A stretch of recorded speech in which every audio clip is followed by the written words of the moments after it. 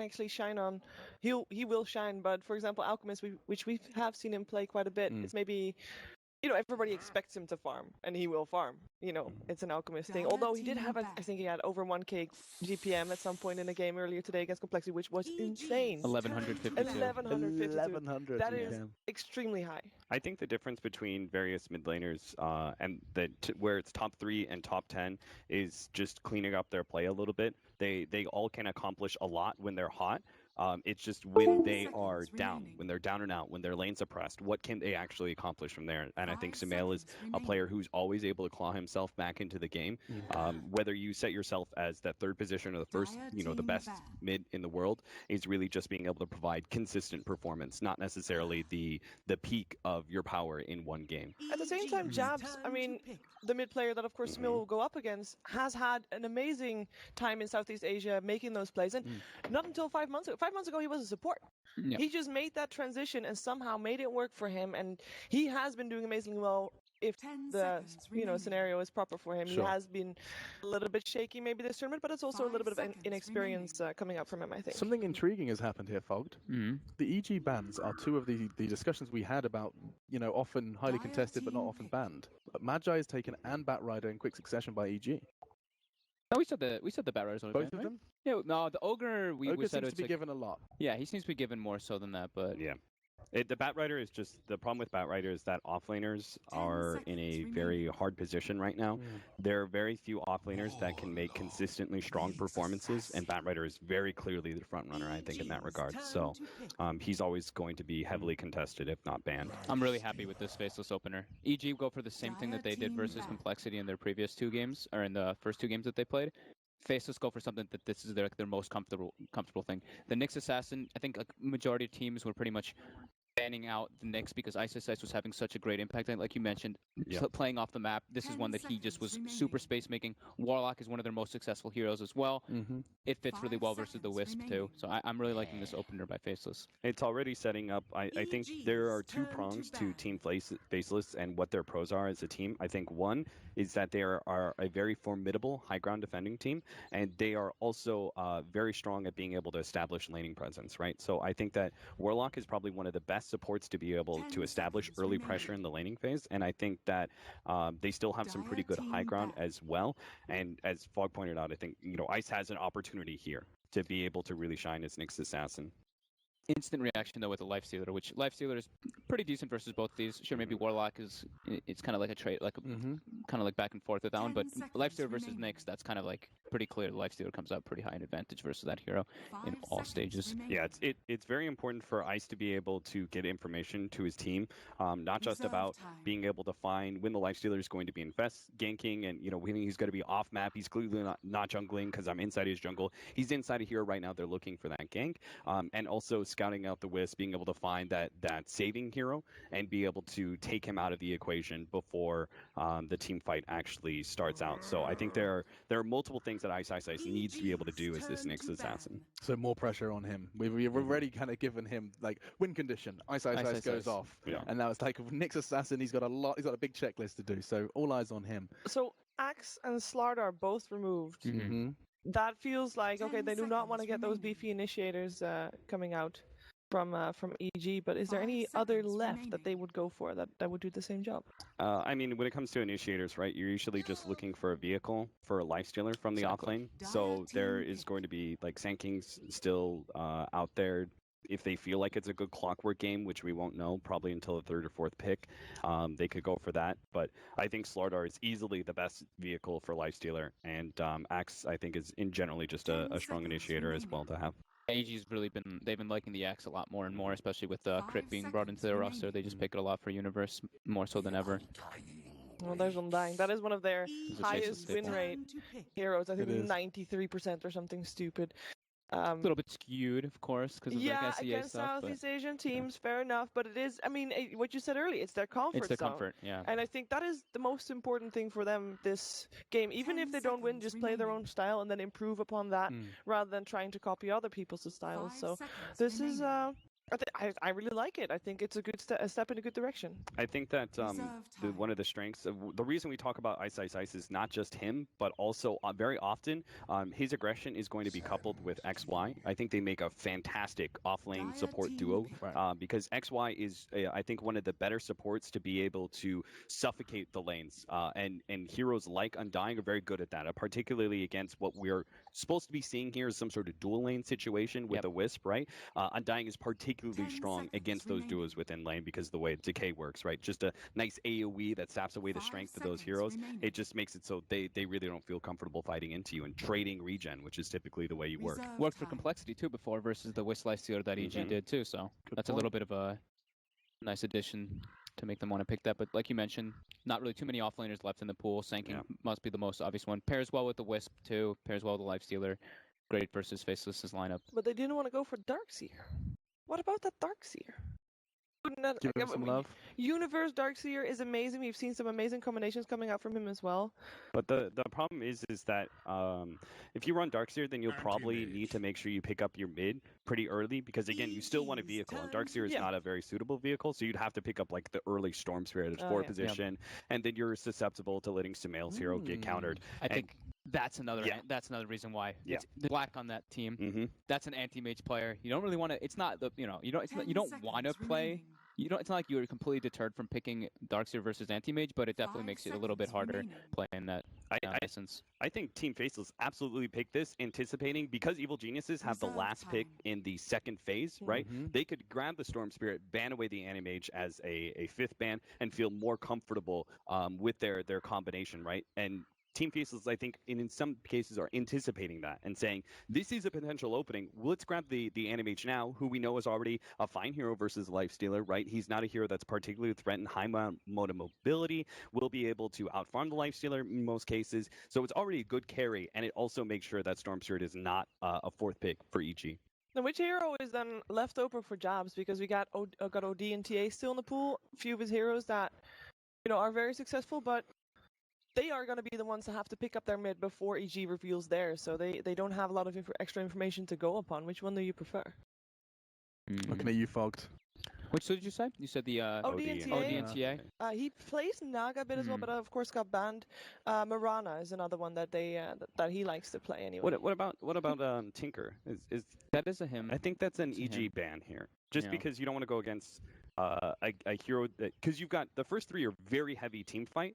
And then the 4th pick is the carry to beat you out, most likely. And if they manage to get a hero that stalls out the game heavily and prevents you, they operate on that high ground defense that we were talking about earlier, then Team Faces would, I think, have multiple parts to victory, right? Early aggression, stall out the game, late game Animage. And that combination would be pressure for EG to try and finish up the game. To answer Shivers though, just because since you said like the ODTA, I would say personally here I'd like the TA better because it gives them the Roshan access control. It gives them a little bit more tempo. Okay, but EG takes it from them before I even get to finish saying it. So okay.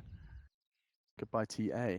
Bit of a counter pick, but yeah, Tinker is also a great hero for Jabs, by the way. So I really like that option as well. I just wonder if it's not too slow. I think that is going to be the main thing for Faceless in this game. They have to they have to buy time for that anti-mage, and if they can't, then EG is just going to run over them. So it has to be a hero that can create a lot of mayhem in the mid game, together with, as you already mentioned, Ice. Fog, you need a controlling hero, right, for EG? Unless you get like a 4 position that pushes. I think you need more disables because you've got heavy physical damage out of Lifestealer and TA, but the one disable that they have, Open Wounds, is not effective versus Animage. So they're entirely reliant on Burrow Strike and quick physical damage. They need more disables, right? I would think so. Yeah, like the Earth Spirit kind of comes to mind, even though they don't have like a Darkseer to pair up with it in that manner. But Crit is probably one of the more confident Earth Spirit players, and what about it's pretty good for them.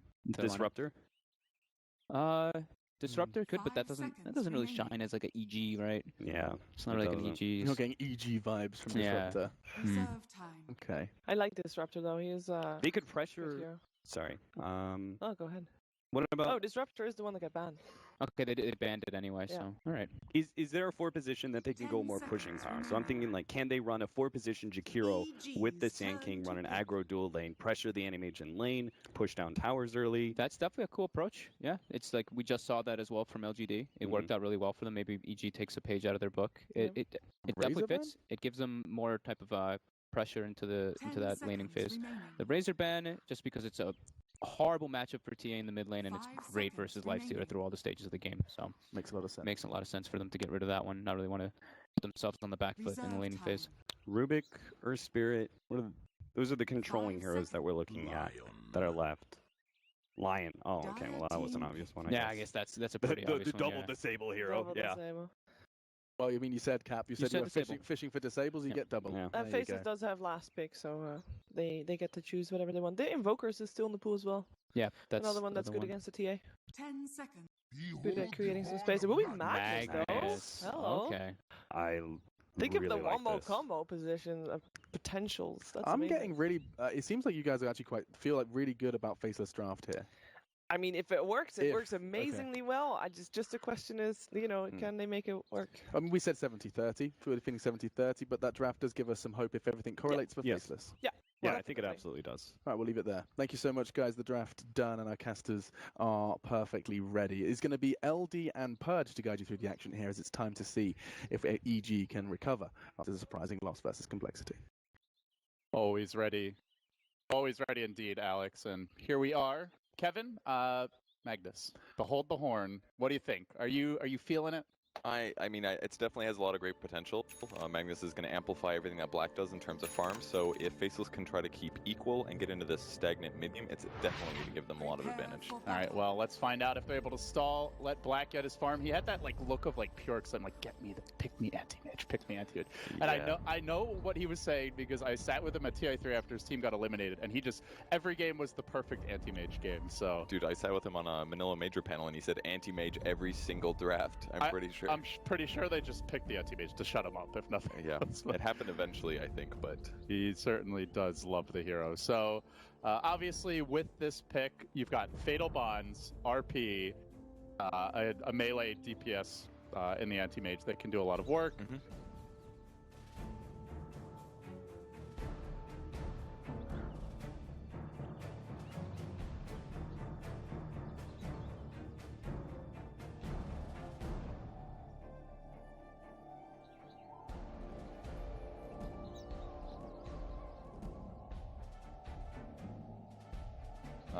What was I saying? Talking about 10 minute. They would get to about the 10-minute mark, and they would always be very behind in farm on their 3 cores. It would be like 2 cores way out ahead on the enemy team, and they would be like 1,000, 2,000 net worth behind on all of their heroes. So there's clearly a laning problem going on. It's not necessarily individual skill. Could be like, how are they efficient during their rotations to put more pressure on the enemy team? And this was where they really excelled. If for anyone who watched the Summit 6 online qualifiers, how Faceless performed in other online events leading into that, they would get the Undying, they would get the Warlock, and they would just crush the lanes with these 2 heroes. They were probably 2 of their most preferred. The Nyx for Ice was, I would say, his most successful hero over the last 2 months. Overall, obviously he plays a great Timbersaw. Mm-hmm. He's got a deep hero pool, but this was the hero they turned to the most. So if anything is their bread and butter, win the lanes and snowball from there, it is this Undying Nyx duo with a Warlock to support the safe lane. So to me, it's the dream scenario for them. Yeah, in all the other games, they first picked Ogre, and I think that's a bit of a mistake. I think Warlock's the better hero for doing a very similar thing, maybe not as good at mid-pressuring, but provides a lot to your lane, and then it can transition into team fights, something where Ogre falls a little bit more flat. So I think this method is a lot better. All right, well, let's see how it works out. On the other side, you have EG, a lot of mobility, a lot of ways to interrupt combos here, whether it's a relocate out on a hero who does get RP'd, Burrow Strike, as well as the Lion's multitude of disables. These could prove to be a thorn in the side of Faceless if they have a good start in there. They're going to put Universe on the offlane Sand King, but he's going to have some help here. Zai will be dual laning with him. I imagine we'll see Crit head towards bottom to help Arteezy a bit. Now we'll leave the TA in mid. So thoughts on the way EG is setting up these lanes, and how do you feel Faceless is going to match up against I them? like the IO dual lane. I feel like Warlock is going to match up against that really well, though. On the bright side, there isn't that much harass coming against AM. It'll be things like Caustic Finale. It's definitely worth it to get an early point in his magic resistance skill. and that coupled with Warlock healing, I think he's going to be okay there. In the mid lane, I feel like Sumail's easily going to outplay Jabs here. Just your matchup looks pretty good. He's very unlikely to die unless he gets the skewer into tower. So as a whole, EG's looking pretty good for 2 of those lanes, I feel. And then in the safe lane, Lifestealer plus a line, that's going to be the weaker one, I think, especially if Undyne spends a lot of time down there. Arteezy, he's already skilled Feast, so they know they can bully him a bit. No rage. Get out of a potential impale. You can see Sumail. I think every lane I've seen him in so far this event, he's done really well. Even lanes where he looks like slightly disadvantaged or doesn't get help. I mean, he is known as the king of mid when it comes to just individual mechanics and dominating lanes early, though. As I say that, I'm probably going to jinx him. We'll get skewered in the tower and die. Yeah, it's always something that you got to worry about, and maybe something that happened in the last series as well. A team that they're expecting to beat, are they going to play at full skill potential? So he's going to fish for it occasionally. You know, even if he misses those, he's got a 30-second cooldown, doesn't cost him that much mana. He's just going to try to be competitive using Empower and get as many last hits. And right now he's doing a little bit worse, but still doing semi-okay. Yeah, I like the early point in Empower. I haven't even seen a mag or two max this over the Shockwave, but Shockwave's a pretty damn good nuke, so... Yeah, it really is. Would be surprised if Jabs went all in there. And another reason it's super important is because they don't have the best skills to combo with Fatal Bonds. There's nothing really easy like Starstorm hits 5 heroes, or Shockwave is maybe the best version of that they have in their lineup just because of anti-mage. Although AM ulti, that could be really good. Yeah, like later on, but the AM ulti is not all that scary at level 1. Only 0.6 damage per point of mana missing, and the mana pools are going to be a lot lower, so... Yeah. Black getting harassed quite a bit here top, is still CSing well though, and has the Warlock to sustain him. They are going to move XY back down to crit. They could try to pressure this Lion a little bit. That's definitely a great thing to pressure, and one reason that Lion just doesn't get picked very much is just because he's definitely very greedy. He doesn't contribute as much to the laning stage as a lot of other heroes do. Like, he got Decayed there, he's down to 460 HP, normally he'd be around 500. If this was an Ogre, he'd be at 600 base, or if it was a Warlock, he'd be at 600 base. It's all this advantage that you get just from being level 1, and Lion just doesn't have that, so this is going to be a tough lane for him to not die in. Oh, there's a lot about the Impale and the creep wave here. Thought Ice might try to have a go at him. I would like to see like some boots, maybe an Oov. I feel like they could really run crit down with that. But for now, just content to harass. I think they're slightly lacking on damage is the only thing. XY is going to be doing more damage than the Undying will. He's mostly just going to be trading hits with Lion, trying to keep the focus on him instead. So Ice can farm, because normally we don't even see a Nyx Assassin get this many last hits. He's up to 12 already. That's a really good start. Very similar to what Sand King's doing slightly better, but Sand King always does better. And EG really starting to ramp up the aggression in these lanes. You can see 4 CS on the line, and then all 3 cores in the CS chart. So early lanes looking good with Mag not able to do much to shut down TA in a 1v1. You wouldn't expect that. And then, of course, I guess the big surprise, Arteezy having a really good time bottom. Despite being up against the Undying, they're not able to pressure him. Yeah, he's doing a great job. I guess he's pretty good at trading against an Undying. You know, even if he does get his HP lower, he's always going to lifesteal when he hits. So, got a good spot right now. It's really going to come down to the rotations for Faceless. If this path continues where they're getting outlaned a little, it might be a small amount, but if EG is able to use heroes like IO and Lion to rotate around the map and secure kills, then Faceless is going to get really behind, especially if the pressure on the AM continues. Speaking of the IO, Zai heads towards the top rune. Universe being left alone, but you know, not a fun lane for anti-mage, though he is CSing at the Rain of Health. He's gotten through that really rough part of the lane where you've limited regen, but constantly under Caustic harass. It is a level 2 Caustic, Universe leveling it up. The skewer back mid, though. Jabs finding Opie on Sumail, not quite in power range. Kind of like the illusion rune here, just because it breaks the shield instantly. Yeah, easy harass, but I'm sure Sumail's doing fine. He's already at 30 CS, definitely the top leader. Jab's having trouble being competitive with only 18 last hits on himself now. He's going to purchase boots up, and just looks like a bottle refill rotation here by XY. I mean, given the way the lanes are going, are there any adjustments you want to see out of Faceless? They're not really shutting down the Lifestealer. Their AM's doing well, but he's not free farming. TA is free farming. Should they be making moves? I don't know if it's too easy to do that is the problem. A Warlock rotation could be good since it breaks Refraction, but I think it's much more likely they just do what they're doing until Ice hits 6, and that's when the ganks have to start working. He's getting good levels here. Already almost level 5 in the bottom lane. Now he's been left alone. He did opt for the Oov. Okay. So they have a little more chasing power, though. Not so much against Arteezy with the completed phase boots. And it's actually EG going to move first. Zai is TP'd in. And they're going to make a go on Ice. There's the open wounds to start.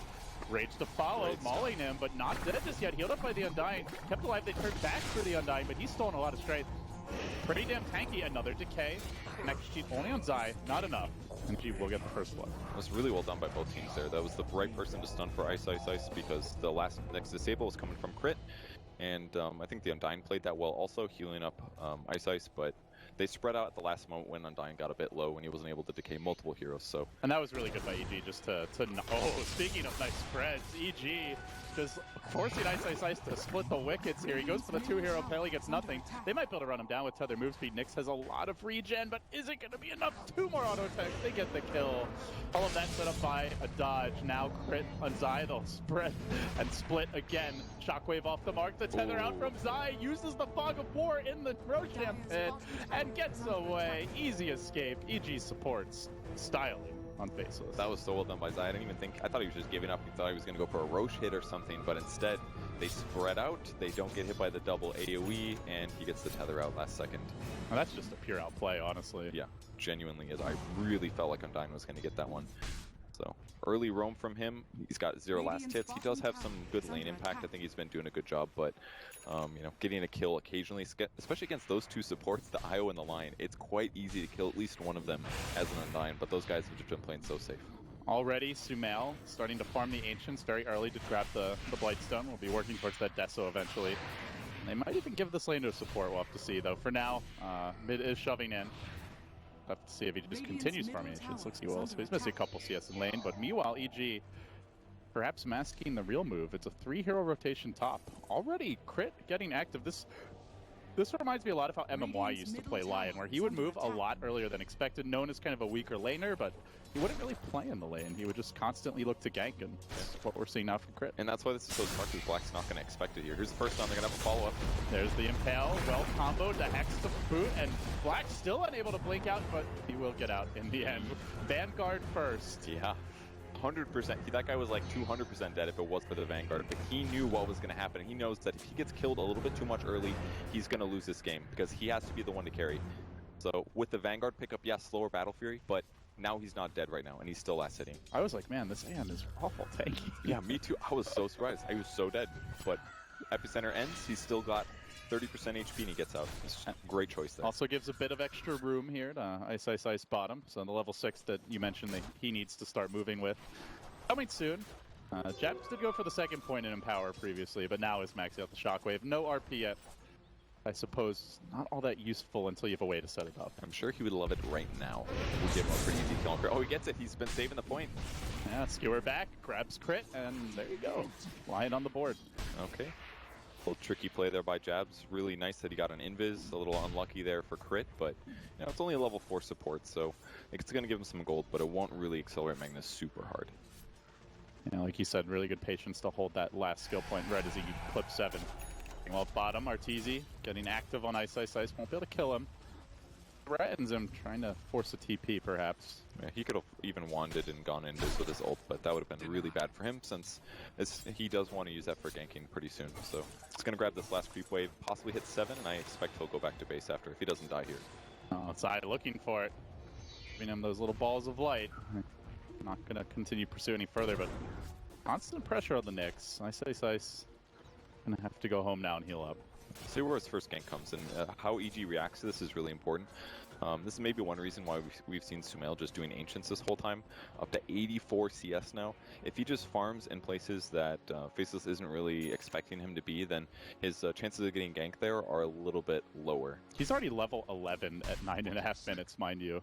That's actually incredible. That's and absurd. 84 CS from Ancients. Japs is 8 for good. Comparison. Yeah, that's pretty... And on top of that now, Crit is going to be able to take over mid if he wants. They will make a move here. Hex to start, Blink reveal, and now the Tether follow-up. They slaughter the Mag. Pouring down. And at the 10-minute mark, going to hunt for a Rune. That was a really cool play. Normally, for a couple reasons. Like you said, Crit getting experience in the mid lane, so you expect him to be there. Him standing around doesn't really surprise you. The fact that Sumail not only is farming this stupidly fast, but he also went Blink first instead of Deso.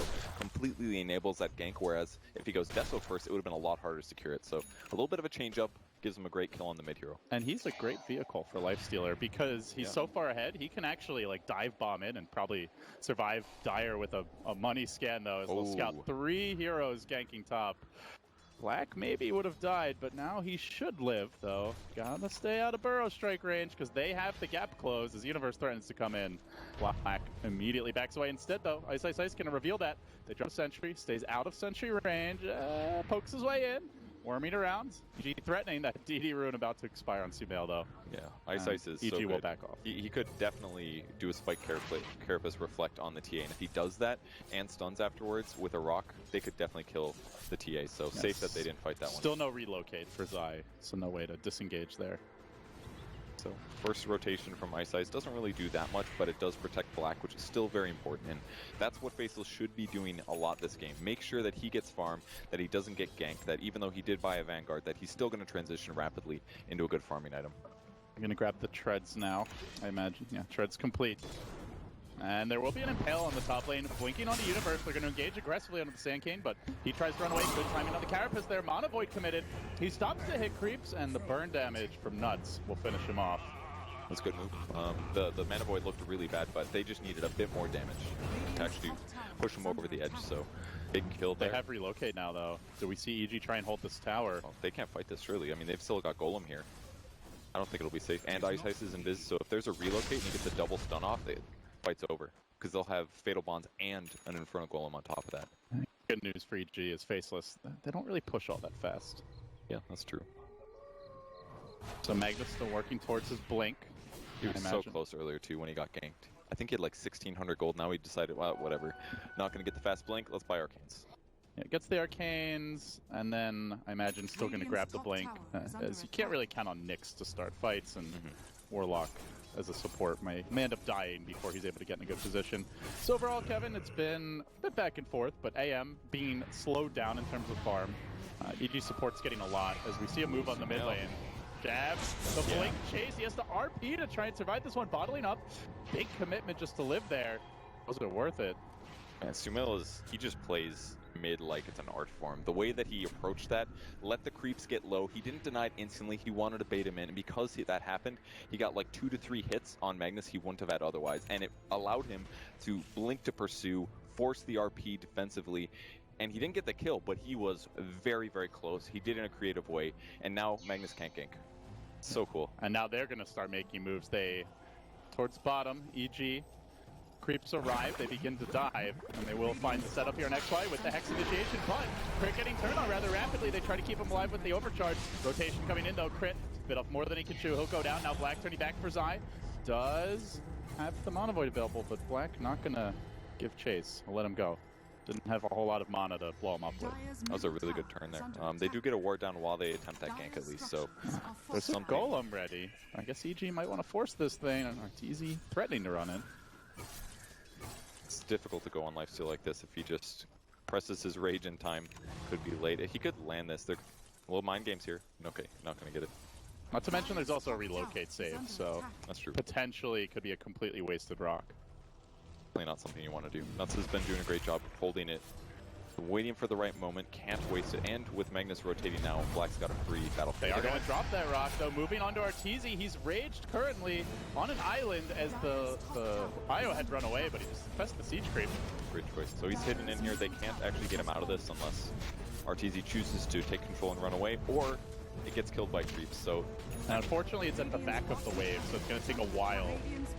EG could reset around this. Maybe he comes out, but he's already just having a snooze. Oh, Deso's up now. This could be bad if they stick around. I think they're just going to trade, though. I mean, top tier 1 is pretty much just dying to creeps alone. Sumail can finish that off. And... But they also got mid, so this is going to be a 2-for-1 tower trade, and they committed the rock. Oh, Ice outplayed him! There's no follow-ups, though. Oh, that was so sick. Was it an outplay, though? Kind of. Radiant used scan to check to see if anybody was still there, because he was scared, right? Yeah. And then he anticipated the pop-out, so he popped Spike Carapace so that the infest damage stunned him and he get the follow-up. Yeah, but there's no way he's killing him solo. You are completely right, but it was a super sick outplay. That's just Ice showing how good he is. Yeah, but for no reason, basically. Just to put fear in him. Yeah, just purely mind games. But looking at Black, does look like he's skipping the Battle Fury entirely, Kevin. He goes Yasha. Now he does have Mag, so he can somewhat still farm quickly here with the Empower. The problem is that Magnus becomes a bit of a courier system where he's like, oh, that 20-second duration skill is down for you. Well, I'm going to run across the whole map just to give you empower so you can farm better. Maybe disassemble your arcane boots, rush the BOTs, so you can just follow the AM around more easily. Yeah, so it's a glorified alchemist or something like that. He's going to get grabbed though. They're going to find him. Big Deso reveal by Sumail. Black goes splat. And EG find the pickoff they need. Wow, he died so fast. They're going to still take the fight, though, surprisingly. Trying to, anyway. Ice moving in, but he gets clipped by a burrow. Sumail chunking down Nuts, who doesn't yet have his access to his ultimate. 50 seconds ago, clipped by a stun, will go down. Beautiful RP, but where's the follow-up damage? They simply don't have it. Arteezy turns around, kills off the zombie man, now chasing onto the Nix's as, and there's the burrow from Universe, and the cleanup crews in town. 4 fall, and they commit the RP. And they still lose the fight. Their lineup is so strong together here, with Templar Assassin doing -7 armor with Deso and -8 with Meld. That on top of what Lifestealer already has, and he didn't even have to get minus armor himself. So it's like he has all these free items just from fighting with the Templar Assassin. It's just amazing fight, and just really shows Anti-Mage is quite weak against physical damage, even with a Vanguard. And that is the big downside to this build is, you know, one way to play the AM in this situation is to try to play the greedy route, right? Split push, avoid fights. But if he tries to fight head on, seems he can't win. So now he's neutered his own farm curve in order to try and survive and take fights, but at the same time still can't really take them. Now, if they have the Golem and they have Fatal Bonds and they land the RP and there's a good Mana Void, like if all of that is perfect, maybe. Are they going to find that kind of a fight is really the question. Yeah, it was honestly just perfect setup by them. They got to start the fight on the AM, and then they saw the Nyx Assassin. The RP was beautiful, but by the time the RP came through, the Tombstone fell, so they didn't even at least get extra zombies out of it. It's just not a good fight for Faceless. I kind of think they regret going in there. And RP is a pretty long cooldown. 40 seconds still until it's ready. So Golem up, but RP down. It's just starting to follow the AM around the map, but you compare that to EG, and they are spreading a lot more. Arteezy pushing out the top lane, TA just farming mid, now going to clear the enemy woods, dropping down traps. They are playing a game that they know how to play very well. We saw that in their previous series against Complexity. If you give them room, they love to play the economy game down the stretch in the mid game, build up like an hopefully insurmountable lead before they go for the big objectives, and already got a 8-9k gold lead. Similar on experience. So 2k gold lead for Anti-Mage, and he's taking the tier 2. They're going to skewer his Zype. Oh my god, did he die fast. Burrow Strike. That's Templar Assassin, man. Yeah, and then Sumail gets the job done. Already the Dragonlance complete. He's pretty farmed. That was all amazing last hitting in the mid lane. When TA is this far ahead of an Anti-Mage and you've picked up Magnus, you've maxed Empower pretty early, that's a problem. Yeah. I mean, do they even have late game at this point? I mean, it's not looking amazing, that's for sure. Anti-Mage is matching the same farm as Lifestealer. But TA is a whole like 40-50% ahead of that. And AM doesn't have his typical farm items. Like when Mag is dead, look at him farming creeps. It's so bad. It takes like 5 hits to kill 1 creep. Normally it's like 6-7 hits and you kill the whole wave. I can just imagine how much Black must have been gritting his teeth to build a Vanguard and a Yash on Anti-Mage. Well, I'm sure he was smiling the first time he got ganked, but yeah. The second time, it's like, oh, no problem. Oh god. Wait. So this could be the big timing for them. They have the Manta now. All their problem is, like, who is the great Mana Void target here? Lion only 550 mana. IO up at 780. There's like, TA is the best target with 900, or 800, but you're not realistically going to remove all that mana in most fights. Absolutely true. So there's no Storm Spirit, there's no Tinker, there's like no ticking time bomb on EG, it seems. And they got to start taking fights, but I think EG is just going to avoid it. I mean, there's a Magnus, and there's a Warlock, and there's an Undying. Those are 3 great teamfight heroes. If EG just doesn't want to fight, they don't have to. Spread out your heroes. They're all pretty survivable, at least with the TA and the Lifestealer. They can push the lanes, and then the rest of the heroes on the map will just avoid fights or try to pop smokes. Oh, they walk right past the TA trap. I think Black just got spotted. Can go back to farming. But again, look at the spread from EG. Arteezy pushing out the mid lane. Universe was just farming the jungle. They were pushing bottom with Sumail, so they're spreading a little bit. But Faceless ganked down the drain. Not getting to use those big teamfight ultimates and whiffing on their ganks. I love where Sumail's putting all his Psionic traps. It's also all very common farm places for a lot of Faceless side heroes. Their Ancients, Roshan Pit, the first large camp close to their base, all places that you would farm if you were a little scared or wanted to farm on your side of the map. So just using that information, knowing where black is, they'll be better at countering split push, knowing when their opponents are setting up for it, or knowing where the rest of the heroes might be. It's just allowing them to take this information and then avoid fights like they want to anyways. I mean, I'm just wondering at what point Faceless are able to take that fight, because you've got an Assault Caress nearly complete for Arteezy, Desolator almost done for Sumail, or sorry, not Desolator, the Daedalus almost done for Sumail. Really? Oh god. Crystal's already coming out, so well underway to that. And meanwhile, Epicenter in the mid lane as Arteezy engages. They drop the rock, but already too late. Now the relocate arrives. EG, all of a sudden, you thought they wanted to farm. Well, you were wrong, sir. 4 down. Golem about to drop as well. The lone survivor. Sad man who hates magic. Wow, that fight looked so one-sided. The Blink Epicenter started things off very well, and then the relocate in the perfect position, just one-shotting every hero on the way. And the best part is that Io goes straight back to the top lane just to keep pushing the wave and getting farm. He's 3-0-8, by the way. It's a little ball of light. I don't know how that happens, but I think he could carry at this point. Well, Faceless, not only did they lose the fight, but they blew the Golem. So now you're looking at over 2 minutes, even now, where there's no hope of them taking that team fight. Just didn't farm nearly as well. This is just really one of the things that Sumail's amazing at. He always gets at least as much farm as his opponent, oftentimes more, and this was an extreme example of it. And he turned it into ganks, and he turned it into map pressure. Whereas on Magnus's side, I feel like all we really saw out of him was some empower on his anti-mage, and other than that, we saw some semi-unsuccessful ganks that's put him in this bad spot. Now we saw this style of play, I think if you, most notably, if you go back to Team Secret, at like the Shanghai Major, where they would do it with Ember, they would run, I think it was Misery playing off lane for them at the time, and Puppy even said in an interview, like, yeah, we just picked Magnus for empower. Like, the rest is just a bonus. If you hit a good RP, if you hit the skewer, that's okay if it's your off laner, but when you're giving him more farm priority in the mid lane, and then on top of that, anti-mage isn't going Battle Fury build, you can't really rely on him to necessarily be that solo carry unless you find the team fights. So like, can Ice find Arteezy? It looks like they're going to pass a little bit. Nighttime vision, not good enough here. It's a very close attempt. They could have interrupted this with an RP, but passed the creep wave to find him. So that would have been pretty big there. Would have been, could have been, but not kind of the story for Faceless here.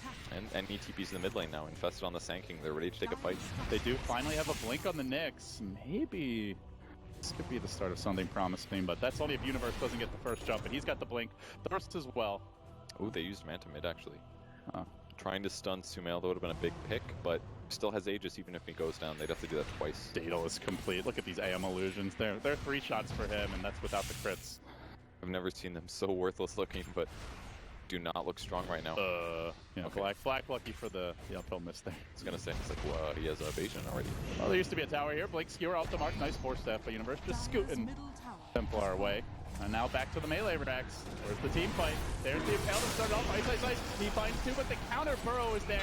And immediately Black's gonna drop. Still Sumail, very healthy, has the Aegis to boot. They shred up the Undying. Zombie down. EG just cruising. Faceless looking absolutely lost. They don't have their carry. Yeah, they've got the double ultimate. No mana for it now as Jabs will lob out another shockwave, and that's a lane of Rax. Yeah, straight on for more kills. Saved by the little, what's it called again? The buildings?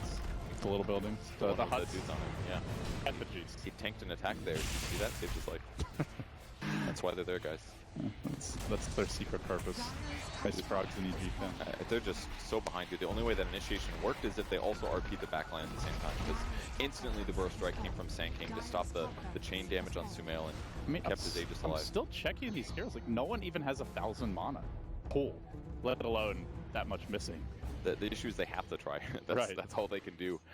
And if EG's smart, they just, like, the Lifestealer hits buildings, TA's out in front, and then way behind them are the 3 supports. So how do you get that dream RP, that dream? They didn't even want to mess around with 2 people. They've been using TA the whole time they hit it, just because with Hurricane Pike, his attack range is actually fairly normal, 520. That's almost a regular ranged hero. So he gets to hit it, he's got the Aegis, he's got refraction that is, and eventually all the barracks fall just because he does so much damage. Oh, it's not looking great for Faceless, Kevin. Now a 25,000 gold deficit, 20,000 experience, and I mean, again, I'm Their team fight is amazing, but AM as a carry, you mentioned it, he's not known for dealing well with heavy physical DPS in the late game. Normally if he has an edge, it's because like he could just chain dash someone with an Abyssal, but Faceless, well, that thought gonna make a move here, and Sumail blinks right into them. He sees X-Y, he shreds him immediately. This is the perfect setup on him. Zai doesn't actually have to relocate, but Sumail survives. He has no bomb left to burn. He's still chunking them down, tanking through the Ammo Illusions, kills up the Tombstone, not even scratched, and this is only life number 1. They've already lost 3. G freaking G. The Sumail train, it has no brakes. It is, man, that was just a really one-sided game. Faceless looking completely outmatched here. I mean, that's just the day at the office for EG. Look at them.